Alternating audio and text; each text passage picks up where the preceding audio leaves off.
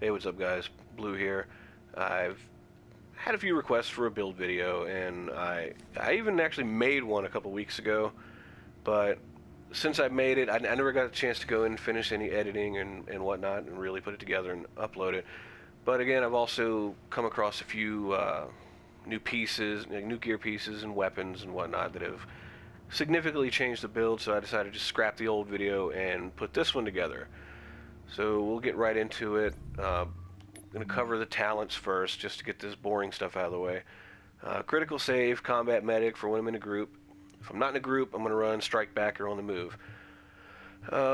Also use tactical advance and steady hands. I don't really depend on either of these by any stretch of the word. I just use them because they go pretty well with a certain piece of gear that I'm wearing, and most people can probably figure that out before I even get to it. With that out of the way, let's get right into the bread and butter. Let's just cut right into it. 9,000 firearms, 3,000 stamina, 2,800 electronics. Pretty cookie cutter in terms of what you would expect out of a typical high-end build. The high-end gear pieces and exotic gear pieces are pretty much what you would expect nowadays. So no real surprises here, but again, I've had people wanting to know specifics, so I figured, what the hell, let's get right into it. Before I go into all the gear specifics, I'm going to run through the weapons really fast.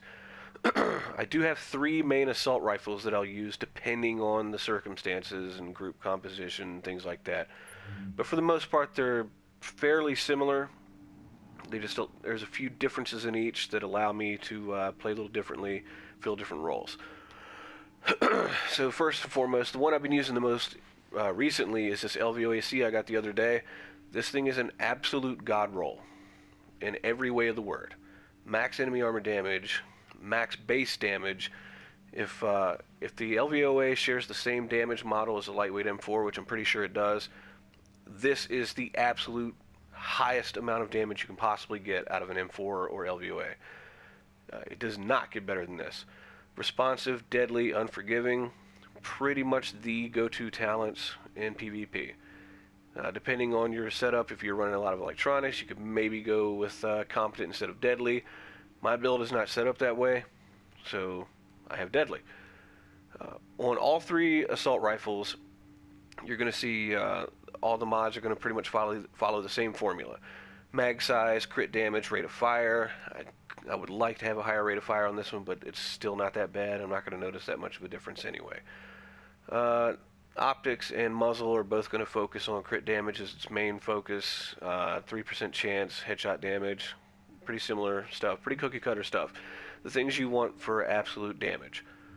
Small grip, again, crit damage.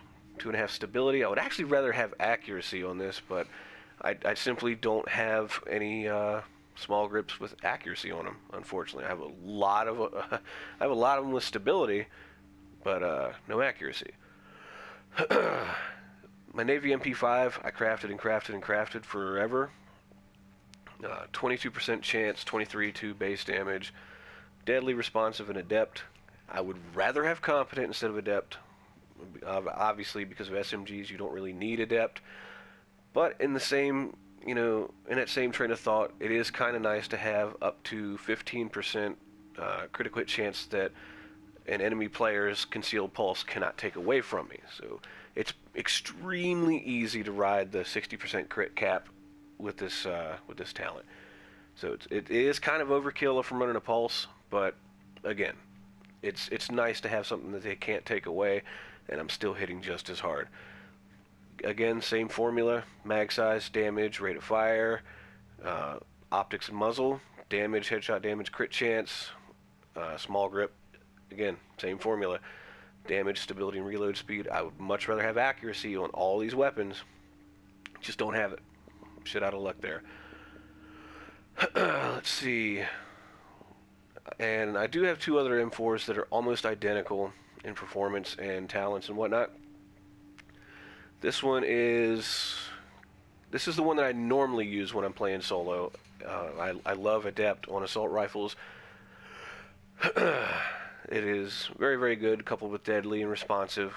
Again, really high base damage, 26.8. The mag here has crit chance. I could have sworn I had damage on it, but whatever. Max size, damage, rate of fire. Again, same formula for the muzzle, optics, and grips. And this was my primary rifle for a very long time. I recently crafted and crafted and crafted only to discover that I had one of these just sitting in another character's backpack. So after going through all my crafting resources, I found this damn thing completely unmolested in another backpack on another character. I was really pissed. But anyway, 21% enemy armor damage, really high base damage, responsive, deadly, and competent. This one I will run whenever we have someone with a really high skill power running a nasty pulse. I don't need adept when their pulse is going to have me riding crit chance cap all day, so this is really, really nice. And again, size, crit damage, rate of fire, again, same formula for all of them. All really good rolls too. And then let's cover the gear. Actually, you know what? Yeah, we're going to cover the gear real quick. I do have some pieces in here that I'll swap out depending on situations.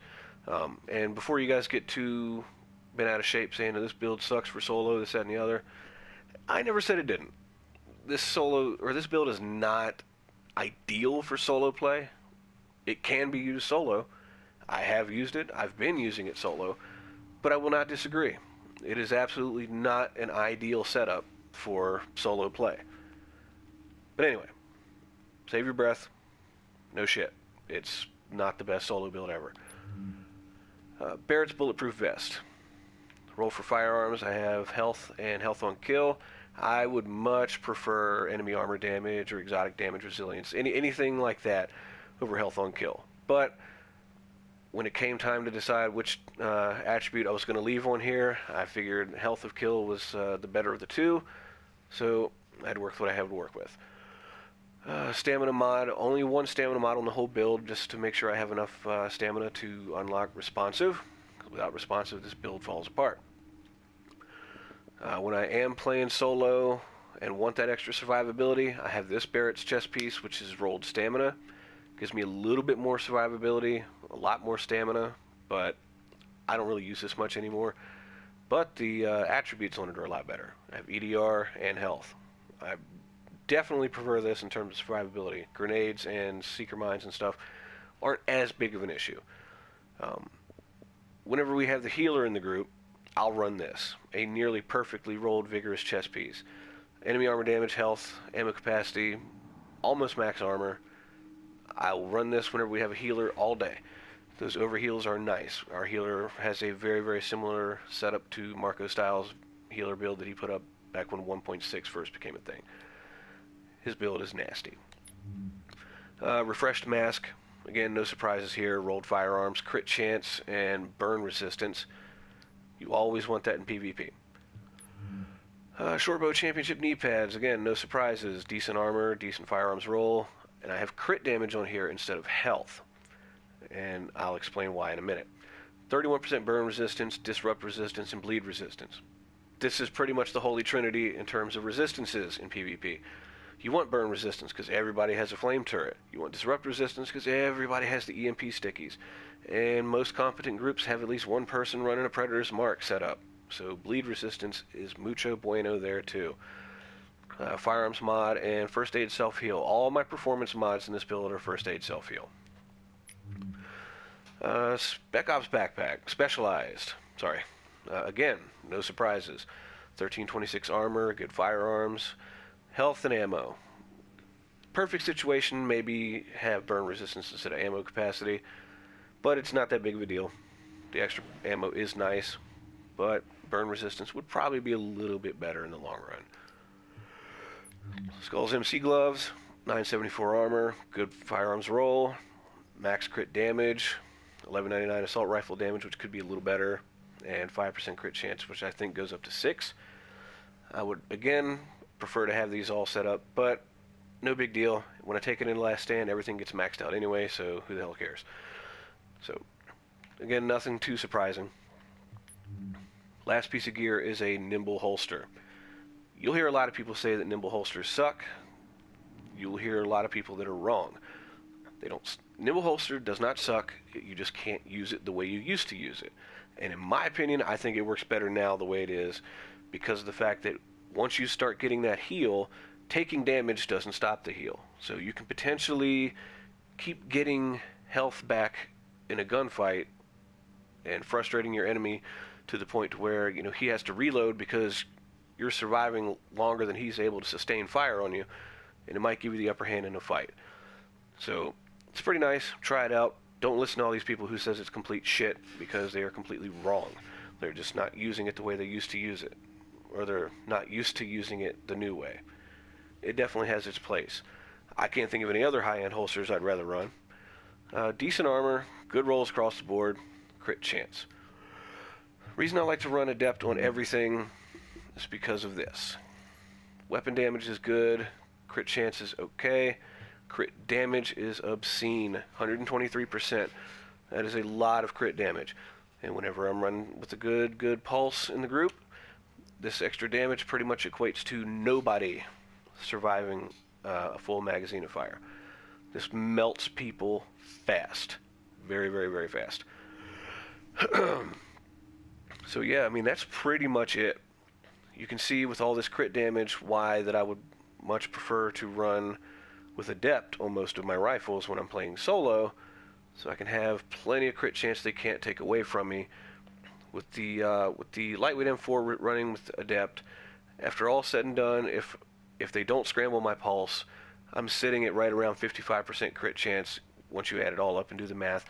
So when you have over half of your bullets doing more than double your base damage, you're kind of winning. It's pretty hard to argue against those damage numbers. But again, that's pretty much it. You know, no real surprises in terms of, you know, the gear pieces used and whatnot. Just most of my gear has really, really, really good rolls. Most of the talents are good. You know, there's a few areas where it could be a little bit better. I would like more skill haste, but I guess, you know, when it comes to just being an absolute damage dealer, this is pretty much where you want to go. I like playing the role of damage dealer in a group. That's just me. It's the way I've always been. I do have support builds. I do have healer builds and stuff. So if you guys want to see those, I can do those videos as well. But again, I do believe that covers it. If you have any other questions about the build, maybe I didn't cover something, you know, if you have any questions, leave those in the comments. Other than that, I believe we are done. Enjoy the gameplay after this clip, and I'll catch you guys in the next one. Remember to like and subscribe. Share with your friends. Sharing is caring. See you guys in the DZ.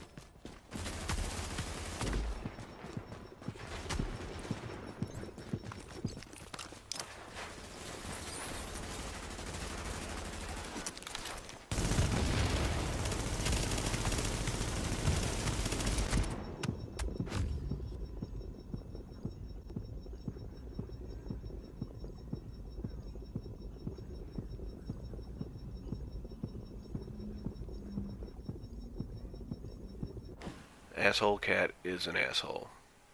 Anyway, guys, thanks for watching. If you enjoyed, be sure to hit that like button and subscribe for more. Also, you're welcome to follow me on Twitter if you have it at apex_imcnblu. I'll catch you guys in the next video.